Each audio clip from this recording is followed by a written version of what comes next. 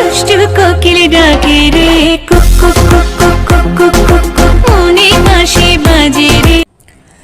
যে গান দিয়ে নিজেকে ক্লিয়ার করতে চেয়েছিলেন সেই গানই আজ তার জন্য কাল হয়ে দাঁড়ালো। দর্শক, বলছিলাম মিমি চক্রবর্তীর কথা। দুষ্টু কোকিল গান দিয়ে সকলের নজর কেড়েছিলেন মিমি চক্রবর্তী, কিন্তু এরকম অশ্লীল একটি পোশাক দেখে অনেকেই মেনে নিতে পারছেন না। অশ্লীলতা ছড়ানো দায়ে আজীবন সিনেমা থেকে বহিষ্কার হতে পারেন মিমি চক্রবর্তী, এমনটাই ছড়িয়ে গেছে সোশ্যাল মিডিয়াতে। এটা কতটুকু সত্য তা জানাবো আপনাকে।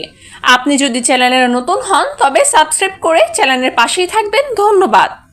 দর্শক, মিমির এই খোলামেলা পোশাক দেখে কলকাতার দামি দামি লোকেরা আলোচনা করছেন। সবার একই প্রশ্ন, মিমির মতো একটি ডিলিট ফুল কিভাবে এরকম কাজ করতে পারলো। যদিও দুষ্ট কোকিল গান নিয়ে অনেকদিন পর এসেছেন এই নায়িকা, সবাই বলছেন আসলে তুফান ছবি সবকিছু উল্টাপাল্টা করে দিল, আর এই সব কিছু হয়েছে সাকিব খানের জন্য। টলিউড থেকে বলিউড, এখন সবাই সাকিব খানের প্রশংসায় পঞ্চমুখ। এইদিকে মিমিকে সবাই ঘৃণার চোখে দেখছেন। মিমির সামনে কি হতে চলেছে দেখতে হলে আমাদের চ্যানেলটি সাবস্ক্রাইব করে আমাদের পাশেই থাকুন এবং ভিডিওতে একটি লাইক দিয়ে কমেন্ট করে রাখুন। ধন্যবাদ।